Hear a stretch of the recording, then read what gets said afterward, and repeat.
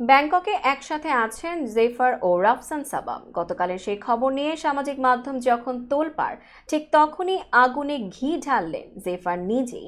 প্রেমের গুঞ্জনের মাঝেই শুক্রবার নিজের একটি ছবি সামাজিক যোগাযোগ মাধ্যমে পোস্ট করেন জেফার রহমান। ছবির ক্যাপশনে লেখেন, ব্রোঞ্জড অ্যান্ড ব্লিজড আউট বাই বিচ। জেফারের সেই ছবি দেখে নেটিজেনরাও চুপ নেই। বিস্তারিত ডেস্ক রিপোর্টে। জেফারের সেই পোস্টে মৌমাছির বহরের মতো মন্তব্য ছুটে আসতে থাকে নেটিজেনদের, যেখানে প্রায় সবার একটাই প্রশ্ন ছিল, সাথেরটা কই? বুঝতে বাকি নেই। মজার ছলে হলেও রাফসান সাবাবের কথাই বুঝিয়েছেন তারা। নাম তুলেও জিজ্ঞাসা করেছেন অনেকে, লিখেছেন রাফসান কোথায়। নেটিজেনদের নানা মন্তব্যের সঙ্গে সঙ্গে বন্ধু রাফসানকে মন্তব্য ঘরে মেনশন দিয়ে নেটিজেনদের উদ্দেশ্যে জবাব দিলেন জেফার। লিখেছেন, রাফসান সবাই তোমাকে খুঁজছে।